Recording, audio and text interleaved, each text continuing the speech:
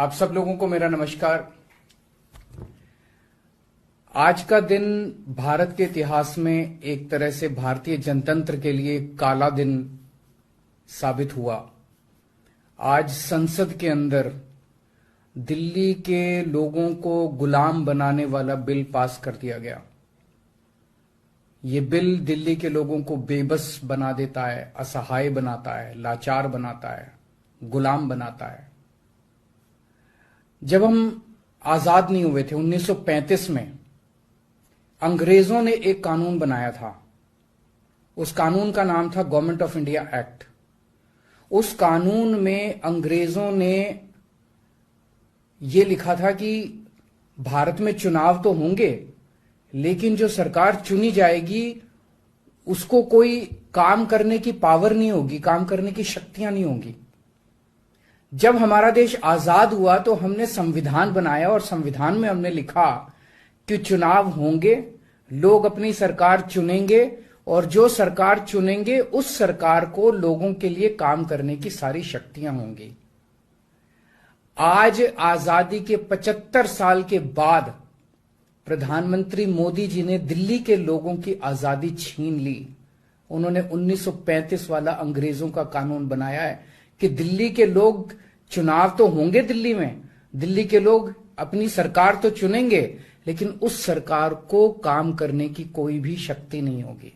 ये कानून आज हमारे देश की संसद ने पास किया है। दिल्ली के लोगों की वोट की अब कोई कीमत नहीं बची है। अब सरकार बनाई, उस सरकार की कोई शक्ति नहीं है। सुप्रीम कोर्ट ने एक आदेश दिया था, 11 मई को सुप्रीम कोर्ट ने आदेश दिया था। सुप्रीम कोर्ट ने क्या कहा? सुप्रीम कोर्ट ने कहा भारत एक जनतंत्र है। इस जनतंत्र में हम अपनी सरकार चुनते हैं, जनता अपनी सरकार चुनती है और उस सरकार को जनता के लिए काम करने की पूरी ताकत होनी चाहिए, सुप्रीम कोर्ट ने कहा। प्रधानमंत्री जी ने एक ही हफ्ते के, सुप्रीम कोर्ट का जैसे आदेश आया, एक हफ्ते के बाद उसको सुप्रीम कोर्ट के आदेश को पलट दिया और उसके खिलाफ एक अध्यादेश लेके आए। और आज हमारे देश की संसद ने उस अध्यादेश को इस देश का कानून बना दिया कि अब दिल्ली के लोगों की चुनी हुई सरकार को काम करने की कोई ताकत नहीं होगी। अब इस कानून में लिखा है कि दिल्ली के लोग जो मर्जी सरकार बनाएं, लेकिन उस सरकार को चलाएंगे एलजी साहब और मोदी जी, सीधे सीधे वही लोग चलाएंगे इस सरकार को। तो इससे साफ जाहिर है कि प्रधानमंत्री मोदी जी कह रहे हैं कि मैं सुप्रीम कोर्ट को भी नहीं मानता। जिस देश के प्रधानमंत्री उस देश की सर्वोच्च अदालत को नहीं मानते, उस देश का क्या भविष्य हो सकता है? सीधे सीधे वो कह रहे हैं सुप्रीम कोर्ट जो मर्जी आदेश पास करे, अगर मुझे सुप्रीम कोर्ट का आदेश पसंद नहीं आया तो मैं उसके खिलाफ कानून बना के सुप्रीम कोर्ट के आदेश को पलट दूंगा। इतना अहंकार हो गया इन लोगों को। इन लोगों ने देखा कि दिल्ली में आम आदमी पार्टी को हराना बहुत मुश्किल है। पिछले 4 चुनाव सीधे सीधे 2013 में, 2015 में, 2020 में और उसके बाद एमसीडी का चुनाव, सीधे सीधे 4 चुनाव बीजेपी आम आदमी पार्टी से दिल्ली में हार गई। दिल्ली के अंदर 25 साल से ज्यादा हो गए अब बीजेपी की सरकार नहीं बनी है। 25 साल से इनको वनवास दिल्ली के लोगों ने दिया हुआ है। तो इनको लगा कि आम आदमी पार्टी को हराना मुश्किल है, तो इन्होंने चोर दरवाजे से, पीछे से चोर दरवाजे से इन्होंने दिल्ली की सत्ता को हथियाने की कोशिश की है। दिल्ली के लोगों ने एक बार आम आदमी पार्टी को 70 में से 67 सीट दी और 3 सीट बीजेपी को दी। दूसरी बार 70 में से 62 सीट दी और 8 सीट बीजेपी को दी। तो एक तरह से दिल्ली की जनता ने चिल्ला चिल्ला के बीजेपी को कहा है कि दिल्ली के अंदर दखलंदाजी मत करना। प्रधानमंत्री जी को साफ साफ शब्दों में दिल्ली के लोगों ने कहा, 7 सीट उनको नेशनल चुनाव में 7 सीट दी और दिल्ली के चुनाव में 3 सीट दी। तो मोदी जी को साफ साफ दिल्ली की जनता ने कहा कि दिल्ली के काम में दखलंदाजी मत करना, आप देश संभालो। लेकिन मोदी जी कहते हैं मैं जनता की बात नहीं मानता। इतना अहंकार हो गया, ना जनता को की बात मानते, ना सुप्रीम कोर्ट की बात मानते।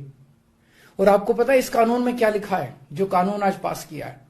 इस कानून में लिखा है कि दिल्ली के ऊपर से नीचे A category, B category, C category, D category, जितने दिल्ली सरकार के कर्मचारी हैं, उन सारे कर्मचारियों को के बारे में सारी पॉलिसी केंद्र सरकार बनाएगी। उनकी ट्रांसफर पॉलिसी, कौन अधिकारी, कौन चपरासी क्या काम करेगा, ये देश के प्रधानमंत्री बैठ के दिल्ली सरकार का कौन सा चपरासी क्या काम करेगा, कौन सा चपरासी फाइल उठाएगा, कौन सा चपरासी चाय पिलाएगा, कौन सा चपरासी खाना, ये काम रहेगा प्रधानमंत्री जी को। इसके लिए प्रधानमंत्री बनाया था देश का कि आप दिल्ली के चपरासियों की ट्रांसफर पॉलिसी बनाओगे बैठ के प्रधानमंत्री बन के। आप केंद्र चलाओ ना, आप दिल्ली के अंदर क्यों दखल अंदाजी कर रहे हो? आपको क्या लगता है ऐसा क्यों कर रहे हैं?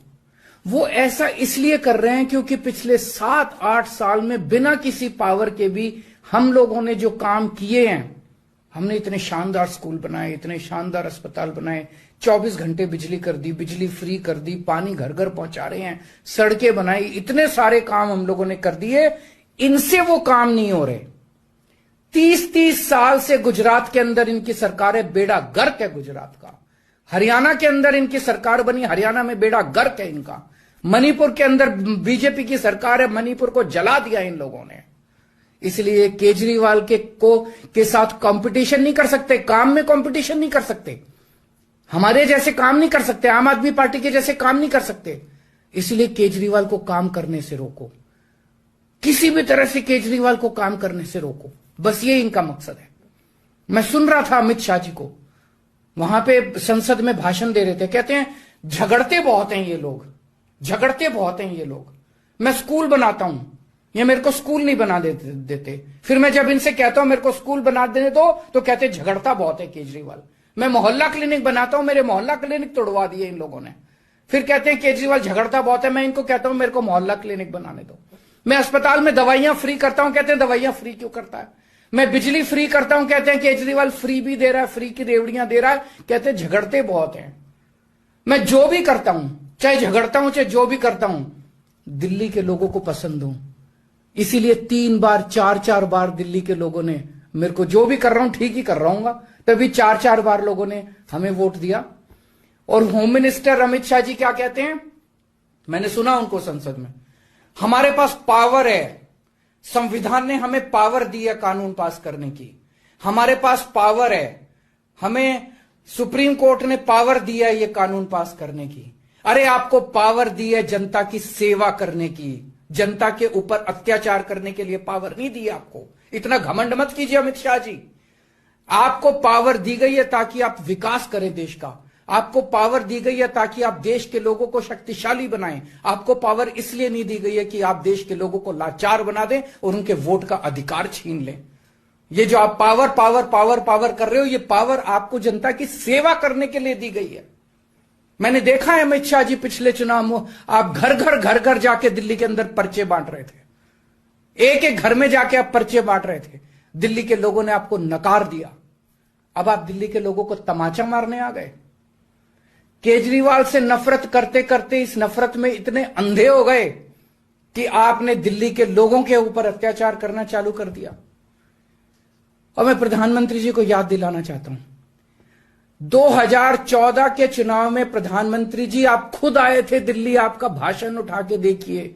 आपने दिल्ली की जनता को प्रॉमिस किया था कि मेरे को प्रधानमंत्री बना दो, मैं अब दिल्ली को पूर्ण राज्य बनाऊंगा।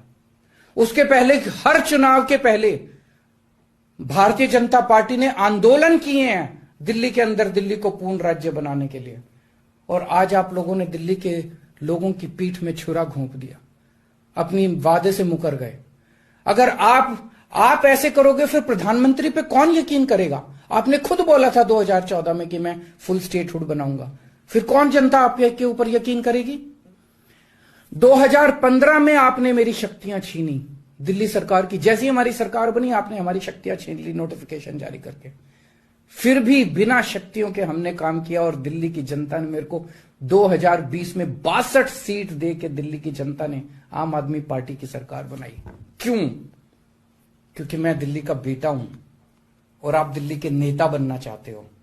दिल्ली के लोगों को अपना बेटा पसंद है और दिल्ली के लोगों को आप जैसे नेता नहीं चाहिए।